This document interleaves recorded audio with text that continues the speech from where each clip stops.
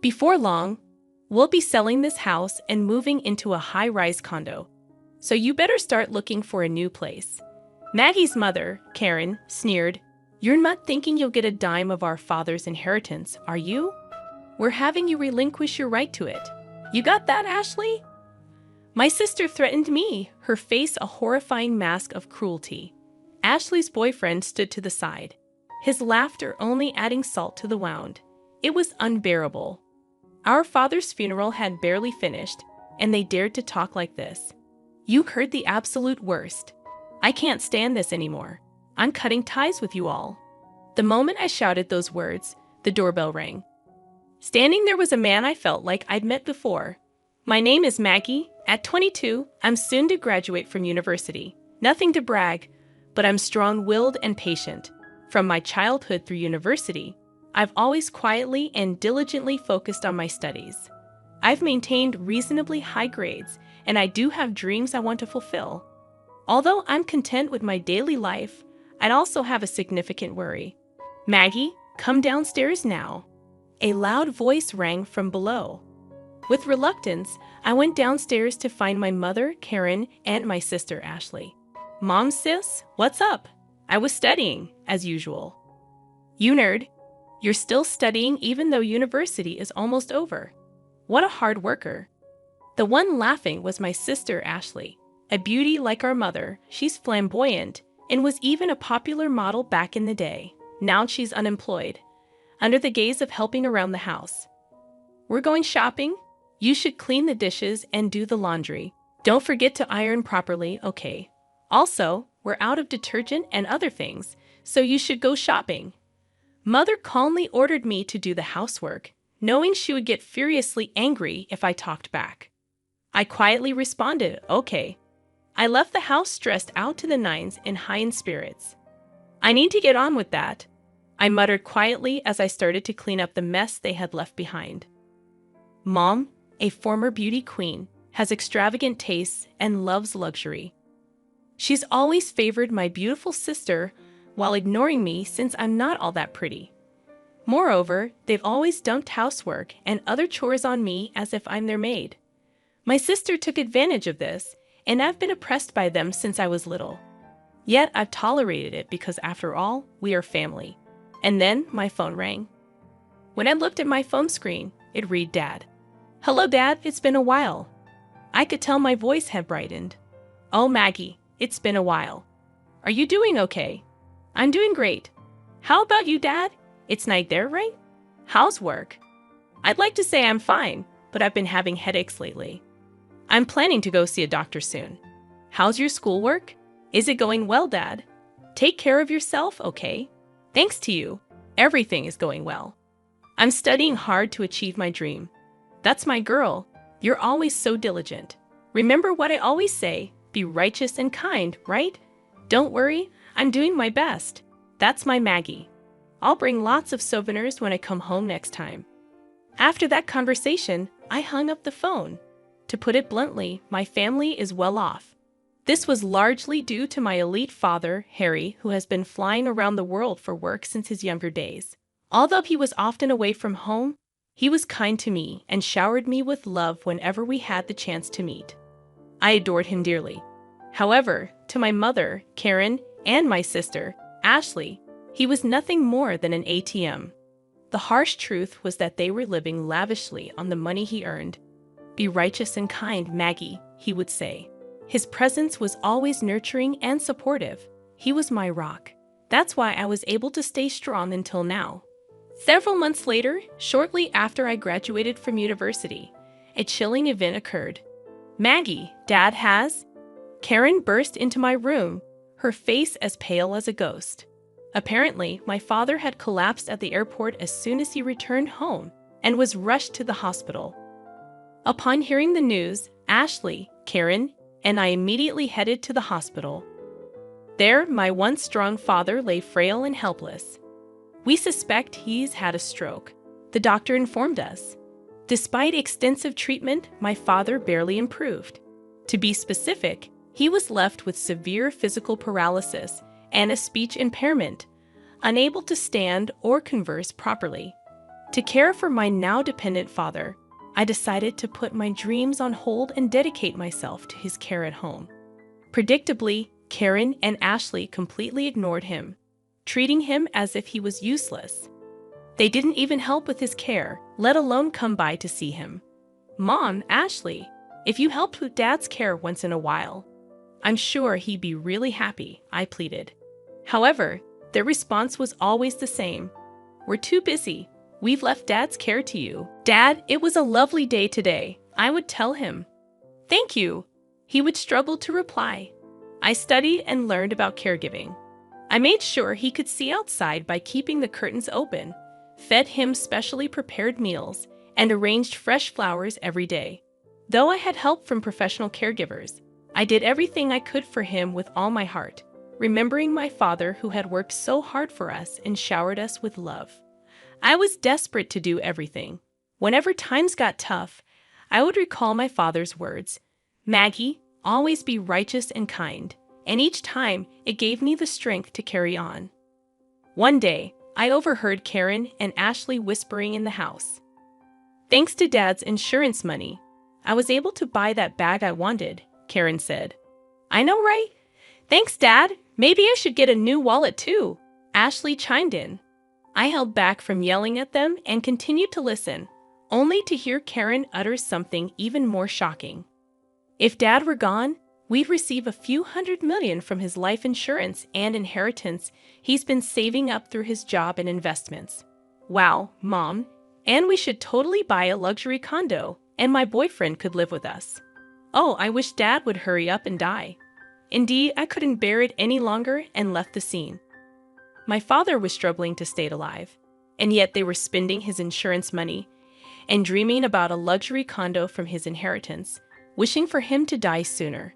I felt like vomiting out of anger and despair. In reality, my mother and Ashley had been living it up recently, buying up brand name items and even leaving my father and me behind to go on overseas trips. But there was no way I could tell my father, who was already having such a hard time. I didn't want to sadden him. Pretending I hadn't heard my mother and Ashley's conversation, I devoted myself to taking care of my father. Many friends and acquaintances often came to visit him. They all loved him.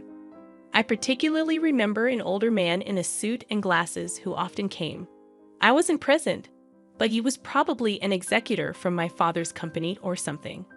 He would bow his head and greet me whenever he saw me. I was happy that my father was loved, and on the days when he had visitors, his face seemed brighter. I thought these days would continue, but a few months later, my father had a stroke recurrence and suddenly passed away. I cried, clinging to my father's body that no longer spoke. Even my mother and Ashley shed tears this time, mourning the loss of my father. What followed was a whirlwind. There was a wake and a funeral to be held, and of course my mother, the chief mourner, did nothing. Neither did Ashley. In the end, I had to go through all the procedures by myself, running around in a rush. The wake ended, and many people attended the funeral, with numerous flowers arriving as well. Seeing the character and popularity my father had in life, I felt somewhat comforted. At the funeral, sobbing voices echoed, and my father, with a peaceful face, embarked on his journey. In the evening of the day when the first 7 days were over, I had finally started to recover a bit from the sadness. As I was cleaning up the 7th day, my mother and Ashley called me into the living room. Next to Ashley was a man who was said to be her fiancé. Like Ashley, he looked good, but given his former job as a male stripper, his inner frivolity was clear. Apparently, his name was John. "So about father's inheritance," my mom began. I had a terribly bad feeling, and then my mother, laughing scornfully, said something outrageous. "We'll get a lot from your father's inheritance, so we decided to sell this house and live in a luxury condo. So you should leave." "Mom, it's only been a week since Dad passed away. Are you already talking about the inheritance and the luxury condo?" "We've already signed the contract. It's a high-rise, brand new." "You've already signed. When did you?" "About a month ago, I guess." "A month ago. But Dad was still doing fine." "Huh, he was practically dying. He had a lot of money, so it'll work out fine. My mother was selfish as ever. Ashley continued, yes, that's right. The luxury condos for Mom, me, and my fiancé. So, you're a nuisance. You should hurry up and find some shabby apartment, okay? Even you, sis? Are you serious? Of course. Don't even think about getting any of Dad's inheritance. We'll have you renounce it. You understand, right? Ashley was approaching me with a terrifying expression, and next to her, her fiancé was laughing. Seeing my father's inheritance in the corner of my eye made me feel suffocated. It was too much. They had the nerve to say such things before my dad's mourning was even over. You guys are the worst. I can't stand it anymore. I'm cutting ties with both of you. Huh? We'd actually feel relieved if you cut ties with us. My mother and Ashley laughed at me. I clenched my fists and started trembling. At that moment, the front doorbell rang. Straightening my trembling breath and wiping my tears, I'd opened the door, thinking it might be a late visitor. Good evening, my condolences for your loss. The man who deeply bowed his head at the entrance was the middle-aged man in a suit and glasses who frequently visited my father's sickbed. Thank you. Please come in. As I was about to invite him in, the man presented his business card. Please check this. My name is Watson, an attorney assigned by your father. The business card indeed belonged to a law firm, and although I had not noticed it before, a badge denoting him as a lawyer was gleaming on his chest. A lawyer? I was surprised. My mother, Ashley, and her boyfriend came out from behind. Huh? What does a lawyer want from us? Watson responded to my mother's skeptical expression. I've come to discuss your husband's inheritance. Can we talk for a moment? Watson sat down in the living room. My mother sat directly across from him, and Ashley and her boyfriend sat next to her. I ended up sitting on the side facing them alone. Watson took out several documents from his bag, looked at us, and then began to speak slowly. First, may I read your husband's will? That man could barely move or speak, and yet he left a will. Get on with it, please.